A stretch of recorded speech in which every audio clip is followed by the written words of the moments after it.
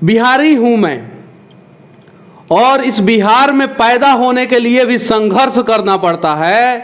तो जब संघर्ष करके पैदा हो ही गए हैं तो संघर्ष करके सिस्टम को भी सुधारने का प्रयास करते रहते हैं। लेकिन अगर आज मैं कह दूं कि हमें चाहिए आज़ादी, तो ये मुझे देशद्रोही साबित कर देंगे और कहेंगे कि वीजा पासपोर्ट लो और पाकिस्तान जाओ। आपको क्या आज़ादी चाहिए भाई? कैसे आज़ादी नहीं चाहिए? एक बाप जो है अपने बेटा को लेकर हॉस्पिटल में दर दर की ठोकरें खा रहा है और उसका बेटा मर जा रहा है सिस्टम के सामने, क्या उस बीमारी से आज़ादी नहीं चाहिए? और जो टीआरपी का खेल करता है, उसका न्यूज चैनल देखते हैं और पत्रकारिता को गलत कहते हैं। एक भी पत्रकार बिकना नहीं चाहता है, लोगों की गलती की वजह से पत्रकारों को बिकना पड़ता है। कि उन्होंने कहा कि बस आप चिल्लाते हैं, भोगते रहते हैं, कुछ कर नहीं पाते हैं। एक्साइड का शेयर बाजार गिरा दिया था, उसको क्या पता है? जम्मू कश्मीर में 2017 में जाके तिरंगा फहरा दिया था, सर फड़वा लिया था। अरे आप हमको पसंद करें ना पसंद करें, लेकिन आप हमको इग्नोर नहीं कर सकते, ये मैं दावे के साथ कहता हूं। नमस्कार दोस्तों, मैं पल्लवी राय, आप देख रहे हैं भारत एक नई सोच। हमारे दाहिनी तरफ बैठे एक शख्स जिनको आपने ज़रूर देखा होगा, और मुझे लगता है कि कोई ऐसा नहीं होगा जो नहीं देखा होगा, और अगर नहीं देखा होगा तो आपको देखने की ज़रूरत है, क्योंकि मर रही पत्रकारिता को जगाने का जिम्मा जो है वो आपने उठा लिया है। और इनके चैनल का नाम देखिए, सच तक न्यूज़। यानी कि आपको लगता है कि पत्रकारिता मर गई है, इसीलिए आपने जो है आवाज़ में भी उतनी ताकत और उतनी बुलंदी ला दी है जितनी मुझे लगता है कि तमाम लोग नहीं ला पा रहे हैं, या तमाम लोगों को लगता है कि शालीनता से बात की जाए और इज्जत से समझाया जाए तो सामने वाला समझ जाएगा। लेकिन मुझे लगता है, आपको लगता है कि जब तक कड़क के ये ना बताया जाए कि आपका काम ये है और आपको ये कर लेना चाहिए, क्योंकि आपने ये इसीलिए ये सीट हासिल की है और ये आपकी जिम्मेदारी है, वो तेज़ आवाज़ में ही समझ में आता है लोगों को, कि आराम से भी समझा दे तो समझ जाते हैं। नहीं, जब सिस्टम आपको कुत्ता बना देना तो सिस्टम को आप कुत्ता बना दीजिए। सिर्फ सिस्टम इतना जर्जर हो चुका है ना कि शालीनता के साथ जब समझाने का प्रयास करते हैं ना तो नहीं समझते हैं। तो वहीं गयो 3 दिन बीत, भयभिन होत न प्रीत, राम जी का वो लाइफ स्टाइल जो है हमें याद आ जाता है, जब वो समुद्र के किनारे बैठे थे और समुद्र से विनती कर रहे थे कि रास्ता दे दो। सिस्टम से हम लोग भी विनती करते हैं कि ये काम कर दो। जब नहीं करता है सिस्टम और कुत्ते की तरह दुत्कार के हमें अपने दरवाजे से भगा देता है, तो फिर उसी सिस्टम के दरवाजे पर लात मार के हम घुस जाते हैं और उसे कुत्ता बना के उस कुर्सी से बाहर निकाल देते हैं। बस। मनीष कश्यप जी, आपने अर्नब गोस्वामी जी को सुना ही होगा। ये अपनी आवाज़ के दम पर ही अपना चैनल चला रहे हैं, ऐसा मुझे लगता है। बहुत से लोग उनको पसंद भी करते हैं, हालांकि ये बातें नहीं होनी चाहिए, लेकिन उनको देखकर और सोशल मीडिया पर मुझे लगता है कि आपने अपने दम पे, अपनी आवाज़ के दम पर, लोग कहते हैं गायक लोग जो होते हैं वो अपनी आवाज़ के दम पर जो है वो राज करते हैं दिलों पर, लेकिन मुझे लगता है आपकी बुलंद आवाज़ जो है वो लोगों के दिल में जगह बना रही है। नहीं, देखिए, कुछ लोग मुझे पसंद नहीं करते हैं, ये बात मैं जानता हूँ, लेकिन मैंने लोग आपको इसलिए नहीं पसंद करते हैं क्योंकि आप सही सवाल पूछ लेते हैं। मैं जानता हूँ, मेरा बहुत सारा वीडियो है शालीनता के साथ है, आप जाके देखिए। इंश्योरेंस की गड़बड़ी हो तो, या हॉस्पिटल में, बहुत सारे जगह पे। लेकिन मैंने एक ही बात बोला ना कि जहाँ शालीनता के साथ समझ जाते हैं लोग, वहाँ इंसानों की तरह हम समझा देते हैं। जहाँ शालीनता के साथ नहीं समझते हैं, वहाँ उस सिस्टम पे बैठे हुए लोगों को कुत्ता बना देते हैं। अपने बारे में कुछ बताइए मनीष जी, आप कहाँ से हैं, क्या क्या पढ़ाई की आपने? ये नहीं मिल पा रहा है सोशल मीडिया पे, वीडियोस काफ़ी हैं, बस कुछ जानकारी नहीं है आपके बारे में। मेरा घर पश्चिमी चंपारण है, और चंपारण वही जगह है जहाँ से सत्याग्रह शुरू हुआ और देश आज़ाद हुआ। शायद उस सत्याग्रह की झलक दिख रही है अब। शायद हम लोग भ्रष्टाचार को ख़त्म करने का एक मुहिम जो है उठाए हुए हैं। हालांकि ये असंभव है, 100% नहीं ख़त्म कर सकते हैं, लेकिन एक प्रयास कर रहे हैं। जहाँ से भी भ्रष्टाचार ख़त्म हो सकता है वहाँ से ख़त्म करने का कोशिश कर रहे हैं। पश्चिमी चंपारण से का जिला हेडक्वार्टर बेतिया है, और बेतिया से 25 किलोमीटर दूर महानवा डुमरी एक गाँव है जो नदी से घिरा हुआ है, वहाँ पर मैं पैदा हुआ हूँ। वहाँ बाढ़ आ गया होगा? बाढ़ आता है हमेशा वहाँ पे। कहा जाता है कि बेंग मूत देता है तो बाढ़ आ जाता है। बिहारी हूँ मैं, और इस बिहार में पैदा होने के लिए भी संघर्ष करना पड़ता है। तो जब संघर्ष करके पैदा हो ही गए हैं तो संघर्ष करके सिस्टम को भी सुधारने का प्रयास करते रहते हैं। गजब। फैमिली बैकग्राउंड के बारे में कुछ? मेरे पिताजी फौज में हैं। मेरी माँ हाउसवाइफ है। मेरा भाई जो है वो एक प्राइवेट कंपनी में जॉब करता है, उसकी शादी हो चुकी है और मैंने शादी नहीं किया है। क्यों? बहुत सारा रीज़न है उसका। करना नहीं है या अभी तक हुआ नहीं है? दोनों है। अच्छा। करना भी नहीं है और हुआ भी नहीं है। कोई अपनी बेटी को जो है मेरे दरवाजे सरकारी लोगों को नहीं पसंद करते हैं, ये बात सच है। समाज चाहता है कि हर घर में भगत सिंह पैदा हो, लेकिन मेरे घर में नहीं हो, तो ये चीज़ है। तो दोनों रीजन है, करना भी नहीं है और हुई भी नहीं है। कुछ पॉलिटिकल बैकग्राउंड है क्या आपका? मेरा खपड़े का घर है, मेरा गांव जो है मानोड नहीं। मेरे बाबा जी जो हैं वो फौज में थे, चीन के युद्ध में लड़े हैं। मेरे बाबा जी के पिताजी किसान थे और मेरे पिताजी फौज में, मेरे बड़े पापा फौज में, मेरे चाचा जी किसान। और इन सब बीच में कोई पॉलिटिकल रिश्ता नहीं है। मेरे घर वाले कभी पॉलिटिक्स में ना थे ना हैं, और भविष्य में देखिए मेरा कहाँ तक सफर जाता है। दुश्मनों से लड़ रहे हैं और आप भ्रष्टाचार से। देखिए दुश्मन दो प्रकार के हैं, एक बॉर्डर पे हैं और एक देश के अंदर हैं। बॉर्डर पे जो दुश्मन है वो दिखते हैं, समझ में आते हैं कि ये हमारे दुश्मन हैं और इन पे वार करना है और इस प्रकार से वार करना है। लेकिन जो देश के अंदर दीमक की तरह देश को बर्बाद कर रहे हैं ना, वो दुश्मन समझ में नहीं आते हैं। और इन दुश्मनों से निपटना ज़्यादा जरूरी है। जिस दिन देश के अंदर बैठे गद्दारों से, दुश्मनों से हम लोग निपट लेंगे ना, तो छोटा सा इजराइल जब महान बन सकता है और दुनिया के नक्शे पे जब अपनी काबिलियत का लोहा मनवा सकता है, तो हमारी जनसंख्या 130 करोड़ है और जनगणना होगा तो 140 करोड़ क्रॉस कर चुका है। हम लोग तो दुनिया को हिला देंगे। लेकिन बस हमें समझने की ज़रूरत है कि हमारे अंदर जो बैठे हैं वो कौन कौन से लोग हैं जो है वो देशभक्त हैं और कौन कौन से लोग हैं जो गद्दार हैं। कैसे पहचानेंगे? बहुत आसान है, उसका कोई चश्मा नहीं आता है कि आप रेवन का चश्मा और टाइटन का चश्मा पहन के पहचान लीजिए। बस एक कॉमन सेंस होना चाहिए और अगर आप इंसान हैं तो पहचान लेंगे। जो भ्रष्ट है, जो लोगों को परेशान करता है, जो लूटता है। भ्रष्टाचार कहाँ नहीं है? अगर एक लाइन में 10 लोग खड़े हैं, 11वां जब आता है उसको लगता है कि 11 अभी मैं 11वें नंबर पे खड़ा हूँगा और बहुत समय लग जाएगा, तो वो जो 100 रुपए चपरासी को देकर आगे जो पहुंचता है जो इंसान, वो भ्रष्टाचार को बढ़ावा नहीं दे रहा है। तो भ्रष्टाचार कहाँ नहीं है, आप ये बताइए। देखिए मतलब सिस्टम में बैठे हुए लोग ईमानदार होने चाहिए, जनप्रतिनिधि ईमानदार होना चाहिए और जनप्रतिनिधि लोग को चुनने वाला वोटर ईमानदार होना चाहिए। तब जाके जो है एक ईमानदार और महान देश बनेगा। वरना वहीं 11वें नंबर पे खड़ा हुआ आदमी जो है 50 रुपया दे के और लाइन को ओवरटेक करने का प्रयास हमें हर बार करेगा। मुनीष जी, आप जो ये कह रहे हैं वो संभव है, भारत जैसे देश में संभव है और खासकर यूपी बिहार में संभव है। आपको भी पता होगा, मुझे भी पता है, एक टीचर की भर्ती के लिए, टीचर की भर्ती छोड़िए जान दे, यूपीपी की भर्ती के लिए जब एक पिता घूस देने के लिए अपनी ज़मीन बेचता है ना, तो वो ये जानता है कि उसका जो बेटा है वो आगे जाके क्या करेगा। वो पैसा अपने ज़मीन बेचा है वो पैसा इकट्ठा नहीं करेगा, तो वो पैसा इकट्ठा करने के लिए वो क्या क्या घूस लेता है और किस तरीके से लेता है आपको भी पता है। आप पता नहीं है इस पचड़े में कभी पड़े हैं कि नहीं, किसी पुलिस स्टेशन में गए हों और किसी ने आपसे 100 रुपये मांगा है या नहीं, ये मुझे नहीं पता। आपसे तो कोई नहीं मांगता होगा कम से कम, अगर उसको नहीं। देखिए सिस्टम करप्ट है, मैं मानता हूँ, ये बात सही है। अभी रात के 10 बज रहे हैं, गोरखपुर से चल के आप पटना में मेरा इंटरव्यू ले रही हैं। अरे आपके जैसे 2-4 झांसी गिराने की ज़रूरत है इस देश को, बस बात खत्म। उससे ज़्यादा मैं कुछ नहीं कहना चाहता हूँ। गोरखपुर से चल के रात के 10 बज रहे हैं अभी और आप यहाँ पे बैठ के मेरा इंटरव्यू ले रही हैं, क्या ये छोटी बात है? अरे आप हमारे जैसे बहुत सारे लोग मिलके इस सिस्टम को सुधारेंगे, आज नहीं तो कल। 100% नहीं सुधरेगा, लेकिन 90% सुधार ही काफ़ी है इस देश को महान बनाने के लिए।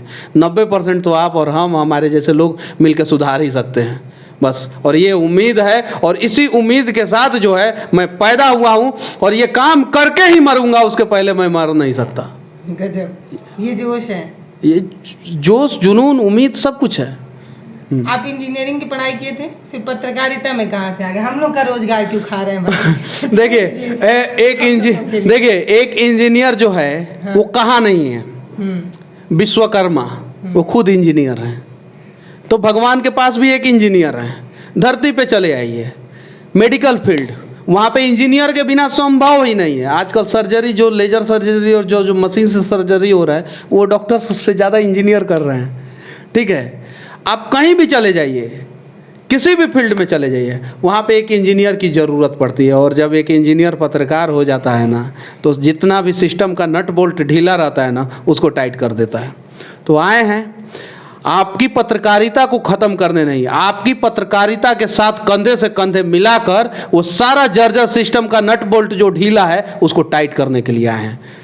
और इंजीनियर का दिल जो है ना, वो बहुत प्यारा होता है। बहुत सारे इंजीनियर जो है ना, वो अगर पत्रकारिता में आ जाएंगे तो सारा नट बोल्ट सिस्टम का सही हो जाएगा। घर वाले डांटते नहीं है? पापा से मेरा 6-6 महीना बातचीत नहीं होता है। ऐसे वीडियोस आपके हैं जो मुझे लगता है एक माँ जब देखती होगी या एक पिता जब देखता होगा तो उसको डर लगता होगा आज के समय में ऐसे सीधे सिस्टम से सवाल खड़ा कर। माँ और भाई मेरी ताकत है। उनको डर नहीं लगता? नहीं, समझाते हैं। मेरी माँ का आंख खराब हो गया जब मैं जेल में था, तो रोते रोते। लेकिन बस मैं इतना ही कहना चाहता हूँ, मेरा भाई जो छोटा है मुझसे और मेरी माँ, वो दोनों मेरी ताकत हैं। मेरे पिताजी से झगड़ा होते रहता है, 6-6 महीना बातचीत नहीं होता। आपकी पत्रकारिता तो नहीं है? वही है। चूँकि मैं अच्छा जॉब कर रहा था, प्रोजेक्ट मैनेजर था मैं। किसी का सपना होता है प्रोजेक्ट मैनेजर बनना, और 25 साल के अंदर अगर कोई प्रोजेक्ट मैनेजर बन गया तो वो सोचता है कि मेरी इंजीनियरिंग लाइफ सक्सेस हो गई। मैं सिर्फ 2.5 से 3 साल के अंदर अंदर प्रोजेक्ट मैनेजर बन गया था। तो क्यों छोड़ के चले आए? एक अच्छा पैकेज था, एक अच्छी लाइफस्टाइल थी। इंसान अगर हैं आप और आपके सामने इंसान चीख रहा है, चिल्ला रहा है, रो रहा है और सिस्टम उसे सता रहा है, तो कहीं नहीं तो कहीं आप अपने अंदर झांक के देखिए। आधार कार्ड पे तो आप नहीं तो मेल, नहीं तो फीमेल, नहीं तो ट्रांसजेंडर तो हो सकते हैं, लेकिन इधर अंदर जो दिल के अंदर जो आधार कार्ड छपा हुआ है ना, वहाँ पे शैतान है। मुझे लगा कि इस सिस्टम को सुधारना चाहिए, जितना हो सके प्रयास करेंगे, और करने के लिए मैं इंजीनियरिंग की नौकरी छोड़ के यहाँ पे चला है। जेल कैसे जाना हुआ, क्या कारण? 4 बार जेल गया हूँ। अरे बाप रे। ठीक है, और कम से कम 40 बार पुलिस ने मुझे गिरफ्तार किया, हथकड़ी लगाया है। सब फेसबुक पे फोटो वोटो डाला हुआ है, कम से कम 40 बार। किसी के लिए आंदोलन कर रहा हूँ, चलो सिस्टम के खिलाफ हो तुम, चलो तुमको जेल में डालते हैं। अरे कहते हैं ये लोग कि देश आज़ाद है, पहले पूछिए इन लोगों से कि क्या देश आज़ाद है। लेकिन अगर आज मैं कह दूं कि हमें चाहिए आज़ादी, तो ये मुझे देशद्रोही साबित कर देंगे और कहेंगे कि वीजा पासपोर्ट लो और पाकिस्तान जाओ। आपको क्या आज़ादी चाहिए भाई? कैसे आज़ादी नहीं चाहिए? एक बाप जो है अपने बेटा को लेकर हॉस्पिटल में दर दर की ठोकरें खा रहा है और उसका बेटा मर जा रहा है सिस्टम के सामने, क्या उस बीमारी से आज़ादी नहीं चाहिए? आप जाइए थाने में, वहाँ पे FIR करने के लिए 300 रुपया घूस देना पड़ता है, क्या उस भ्रष्टाचार से आज़ादी नहीं चाहिए?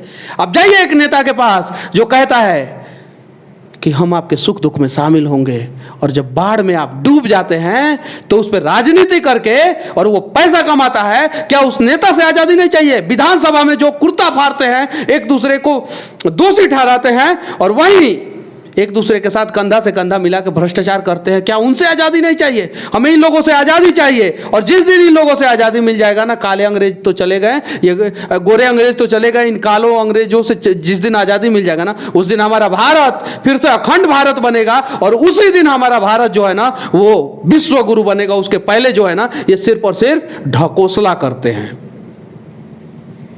आज की पत्रकारिता पे क्या कहना? बहुत अच्छा पत्रकारिता है। पत्रकारिता गलत नहीं है, देखने का नजरिया गलत है।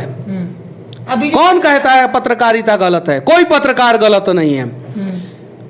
पत्रकारिता का मतलब होता है कि वो समाज का आईना जो सब कुछ को निष्पक्ष रूप से दिखाए, और निष्पक्ष रूप से दिखाने वाले बहुत सारे न्यूज चैनल हैं। उनको TRP लोग नहीं देते हैं, नहीं देखते हैं उनका न्यूज चैनल। गलत कौन, पत्रकार या लोग? और जो TRP का खेल करता है उसका न्यूज चैनल देखते हैं और पत्रकारिता को गलत कहते हैं। एक भी पत्रकार बिकना नहीं चाहता है, लोगों की गलती की वजह से पत्रकारों को बिकना पड़ता है। कोई भी एजेंसी, बड़ी सी एजेंसी हो, उसने अगर 2 करोड़ रुपया 4 करोड़ रुपया इन्वेस्टमेंट किया हो, उसका महीना में 30 लाख रुपया खर्चा हो, उसको नहीं देखेंगे लोग। और जब वही TRP मसाला खबर दिखाएंगे तो उसको लोग देखेंगे। तो पत्रकारिता कहाँ से गलत हो गया बताइए आप? आज जो है मैं इतना संघर्ष करता हूँ, आप जो है इतना संघर्ष, आपके बारे में कौन जानता है? जानते हैं लोग? आपके जो जितने सब्सक्राइबर हैं, आप संघर्ष ही करती है ना कि रात के 10 बजे यहाँ पे आई हैं, ईमानदारी है ना कि एक पत्रकार को आप प्रमोट कर रही है, सच तक के पत्रकार को आप प्रमोट कर रही हैं, है कि नहीं ईमानदार लोग? बस एक बार इस दर्पण को साफ करने की ज़रूरत है। सब कुछ जो है अभी धुंधला धुंधला दिख रहा है ना, वो साफ दिखने लगेगा। और पत्रकार कोई गलत नहीं होता है और पत्रकार कोई बिकना नहीं चाहता है। मैं हर वीडियो में ये बात बोलता हूँ, लेकिन सिस्टम तो मजबूर कर रही है। हाँ, ये बात सही है। जो ईमानदार पत्रकार है उन पे SC ST हो जाता है, जो ईमानदार पत्रकार है उन पे केस कर दिया जाता है, जो ईमानदार पत्रकार है उनको फंसा दिया जाता है। तो फिर समाज के लोग नेताओं के लिए खड़े हो जाते हैं, जिंदाबाद मुर्दाबाद करते हैं, गांधी मैदान में बम फोड़ दिया जाता है, फिर भी नेताओं के लिए खड़े रहते हैं। उन पत्रकारों के लिए क्यों नहीं खड़े रहते हैं जो ईमानदारी के साथ देश और समाज को बचाने का प्रयास करते हैं? कौन गलत है? पत्रकार गलत है। अरे पत्रकार को गलत कहने वाले लोगों को जो तो है, मेरे मुंह से कुछ अगर गलत निकल जाएगा तो फिर दिक्कत हो जाएगा लोगों को, इसीलिए नहीं ठीक है। तो इसीलिए मैं बस इतना ही कहना चाहता हूं कि पत्रकारिता गलत नहीं है बस, और पत्रकारिता कभी गलत हो ही नहीं सकती है। जिस दिन अच्छे पत्रकार और अच्छी पत्रकारिता करने वाले लोगों का लोग समर्थन करना शुरू कर देंगे, उस दिन सारी समस्याओं का समाधान हो जाएगा। मनीष कश्यप जी, मुझे एक बात नहीं समझ में आ रही है। आजकल के समय में आप देख रहे हैं किस तरीके से पत्रकारों की हत्याएं हो जा रही हैं। जो लोग सरकार से सवाल करते, वही तो मैं बोल रहा हूँ ना, मैं बता रही हूँ, उन पे तमाम तरीके की धाराएं लगाकर उनको जेल में भेजा जाता है। ऐसे में एक मनीष कश्यप आ रहे हैं जो अपनी पूरी बुलंदी, पूरी ताकत के साथ सिस्टम के खिलाफ बोल रहे हैं। उनके परिवार के लोग डरे हुए हैं, जैसा कि आपने खुद भी माना कि पिताजी आपसे बात नहीं करते क्योंकि उन्हें डर है कि आगे क्या ही हो जाए। अभी आपने खुद बताया आप इतने बार जेल भी जा चुके हैं। मुझे तो यही समझ में आ रहा है कि आप सिस्टम से सवाल करते हैं तो सिस्टम को पसंद नहीं आता तो वो आपको जेल में डाल रहा है। ऐसे कई बच्चे होंगे जो पत्रकारिता की पढ़ाई कर रहे होंगे, आपको लगता है कि वो आपको या हमको देख के जिनको ये लग रहा है कि आगे जाके भैया जेल भी हो सकता है, वो ऐसी पत्रकारिता करेंगे? पत्रकारों को एक होना होगा बस। जैसे डॉक्टर एक हो गए ना, नासिक में एक डॉक्टर गलत करता है और गलती से उसके ऊपर जो है कोई 1-2 थप्पड़ मार देता है तो एम्स दिल्ली में डॉक्टर हेलमेट पहन के लगते हैं इलाज करने कि हमको सेफ्टी चाहिए, हमको गार्ड चाहिए। वैसे पत्रकारों को भी एक होना पड़ेगा और हिंदुस्तान के किसी भी कोने में, चाहे वो केरल हो या कन्याकुमारी हो, गुजरात हो या असम हो, अगर एक पत्रकार पे केस हो जाए, सभी पत्रकार हर मुद्दा को छोड़ दे और वहां पे चले जाए, फिर देखिए ना, हिम्मत है ये सिस्टम को कि पत्रकार पे केस कर देगा। ये सिस्टम की औकात है कि एक ईमानदार पत्रकार को फंसा के जेल में डाल देगा। लेकिन उसके पहले हम पत्रकारों को एक होना पड़ेगा, और नहीं होंगे ना तो हम पत्रकारों को कुछ लोग जो है कुत्ता भी बोलते हैं। तो एक कुत्ता से अगर कलम की ताकत को दिखाना है और पत्रकार बनना है ना, तो सबसे पहले हम लोगों को एक होना होगा। और जिस दिन एक हो गए ना, ये सिस्टम विस्टम कुछ नहीं हम लोग समझेंगे, सबको सुधार देंगे। आपके चैनल पे कमेंट पढ़ रही थी, काफ़ी अच्छे कमेंट्स भी थे और कुछ गलत भी थे। उसमें से एक कमेंट आपके सामने रख रही हूँ, पता नहीं आप इस पे क्या रिएक्ट करेंगे। क्योंकि कहते हैं कि जो आपकी बुराई करते हैं वो दरअसल आपको मजबूत बनाते हैं। ऐसा नहीं, आप बताइए, मैं हर चीज़ के लिए तैयार हूँ। हाँ, उन्होंने कहा कि बस आपका नाम लिख के उन्होंने कहा कि बस आप चिल्लाते हैं, भोगते रहते हैं, कुछ कर नहीं पाते हैं। एक्साइड का शेयर बाजार गिरा दिया था, उसको क्या पता है? जम्मू कश्मीर में 2017 में जाके तिरंगा फहरा दिया था, सर फड़वा लिया था, उसको क्या पता है? हुंडई का शोरूम में घुस के वीडियो बनाया था और उसको नहीं पता है कि हुंडई के सभी शोरूम में आज हर गाड़ी जहां सर्विसिंग होता है वहां पे CCTV लगा हुआ है और हर कस्टमर जो है अपना गाड़ी का रिकॉर्डिंग ले सकता है। वो मनीष कश्यप का देना है। तो कहीं चीखना पड़ता है, कहीं चिल्लाना पड़ता है। जो नहीं समझते हैं, एयर कंडीशन कमरा में बैठ के पसीना हो रहा है ना, आपको हमको हो रहा है ना, एयर कंडीशन कमरा में बैठ के बोल देंगे मनीष कश्यप चीखता है, चिल्लाता है। अरे आप हमको पसंद करें ना पसंद करें, लेकिन आप हमको इग्नोर नहीं कर सकते, ही मैं दावे के साथ कहता हूं। और इग्नोर किए होते तो कमेंट नहीं किए होते, प्यार से देखे होंगे मेरा चीखना चिल्लाना, और कहीं गलती से उस सिस्टम का एक अभिन्न अंग होंगे, उनके खिलाफ वीडियो बनाया होगा, इसलिए वो ऐसा कमेंट किए होंगे। आगे क्या सोच रहे हैं, आगे क्या करना है, आगे कैसे जगाना है? तमाम जिंदा कौमें तो भी हैं, लेकिन बहुत से लोग हैं जो सो रहे हैं, उनको जगाने की ज़रूरत है ताकि और मजबूती से हम आगे बढ़ सकें, अब भारत को और आगे ले जा सकें। इसके लिए आप क्या सोच रहे हैं, आगे आप क्या करेंगे? मैं बोलूँगा कि भारत को विश्व गुरु बनाऊंगा तो लोग मुझे गरियाएंगे, अब मोदी जी बोलेंगे तो लोग उनको सम्मान देंगे। If you don't like any rule then follow the rule, go on top and then change the rule. पहले मैं रास्ता को, मैं नियम और कानून को फॉलो कर रहा हूँ, फिर धीरे धीरे जाएंगे और ऊपर बैठेंगे तो हिलाएंगे और पूरा सिस्टम को हिला के रख देंगे। जितना जर्जर सिस्टम है उसको सबको टाइट कर देंगे। लेकिन अभी धीरे धीरे प्रयास कर रहे हैं हम लोग कि हाँ, कुछ पत्रकारों को एक किया जाए, कुछ समाज सेवियों को एक किया जाए और सबको एक करके जो है ना, एक भारत, सशक्त भारत और भ्रष्टाचार मुक्त भारत बनाने का कोशिश किया जाए। लेकिन उसके लिए अगर ये 3000 के कुर्सी पे बैठ के अगर मनीष कश्यप आज बोलेगा ना, तो आप लोग मेरे ऊपर हंसेंगे। धीरे धीरे ये प्रयास हम लोग कर रहे हैं, देखते हैं कब सफल होंगे। एक आखिरी सवाल करती हूँ, दूरदर्शन का भी दौर हमने देखा, एक शालीनता से अखबार और समाचार सुनाते हुए हमने देखा, फिर धीरे धीरे टीवी का क्रेज बढ़ा और तमाम आज तक और तमाम ऐसे चैनल हैं जिस पर अब एंकर जो हैं वो अपनी आवाज़ के दम पर चैनल को चला रहे हैं, कर रहे हैं। ऐसे में आपको क्या लगता है कि अब पत्रकारिता जो है वो ऐसे ही लोगों, मतलब अपनी सिस्टम को जगाने के लिए अब हमें ऐसे ही बुलंद बनना पड़ेगा या शालीनता से भी काम चलेगा? देखिए, समस्या क्या है कि लोगों के अंदर आक्रोश भरा है हर किसी को, और वो आक्रोश जो है लोग निकाल नहीं पाते हैं। तो जो निकालता है उसका लोग समर्थन करते हैं। जैसे फिल्मों में जाके देखिए कि कोई हीरो जो है ना खूब पीटता है भ्रष्ट लोगों को ना, तो लोग ताली बजाते हैं। क्यों? वो हीरो नहीं पीट रहा है, लोग समझते हैं कि हम ही पीट रहे हैं, वो हमसे पैसा लिया था ना, उसी को कूट रहे हैं। तो ये चीज़ है। तो अर्णब गोस्वामी जब तेज बोलते हैं ना, तो लोगों को लगता है कि हाँ, हमारे वीडियो साहब हमसे घूस लिए थे, हम उन्हीं को बोल रहे हैं तेज। तो इसलिए उन लोगों को लोग पसंद करते हैं। शालीनता के भी दौर है, शालीनता का दौर नहीं होता तो आज आपके यूट्यूब पे लगभग 4 लाख सब्सक्राइबर नहीं होते, और आप बहुत शालीनता के साथ वीडियो बनाती हैं। ये चीज़ें है, हर प्रकार के लोगों को लोग पसंद करते हैं। बस आप अपना काम शिद्दत के साथ, ईमानदारी के साथ, मेहनत के साथ कीजिएगा तो लोग पसंद करेंगे। और अच्छे लोग भी धरती पे हैं, और अच्छे लोगों की संख्या ज़्यादा है। सिर्फ 10% बुरे लोग हैं, लेकिन अच्छे लोगों के ऊपर बुरे लोगों का बुराई इसलिए हावी हो जाता है कि बुरे लोग सिस्टम में ज़्यादा हैं, और सिस्टम में 90% बुरे लोग हैं।